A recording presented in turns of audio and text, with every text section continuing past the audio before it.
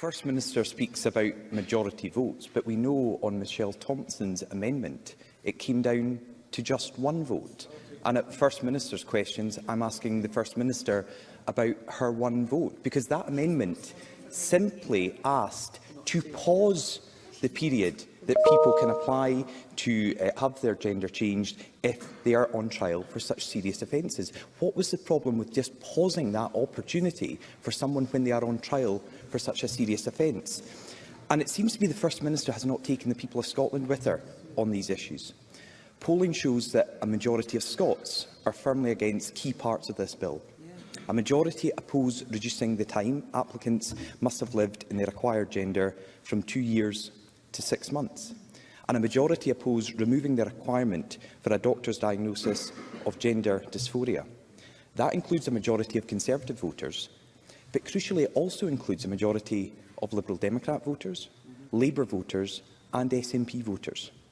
Lowering the age threshold for a gender recognition certificate was the most opposed aspect of this bill.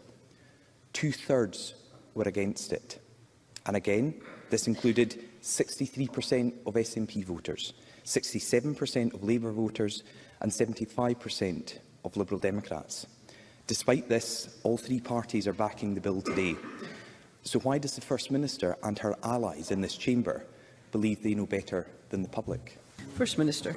We could all point to different polls on this issue. I could point to polls showing very strong support for what this bill is doing, including very strong support amongst women across this country. But fundamentally, and perhaps this is a point of agreement with Douglas Ross, all of us are elected to this Parliament and all of us have a very serious responsibility to make decisions and to be accountable for those decisions. At stage one, we will take the stage 3 vote on this bill later this afternoon. But at stage 1, this bill was supported by members across every party in this chamber, including some members of Douglas Ross's party, and all of us will be accountable for the decisions we take on this bill, as we are accountable for all the decisions we take here. That is democracy, and I stand by the decisions I take, and I will be accountable, and I will set out the reasons for my decisions to people across Scotland on this and on every other issue.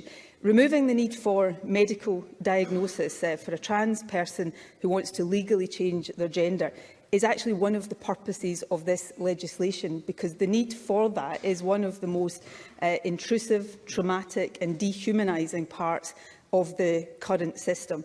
And I believe I've been, as a woman, I know very much what it is like to live with the fear at times of potential violence from men. I'm a feminist. I will argue for women's rights. I will do everything I can to protect women's rights for as long as I live.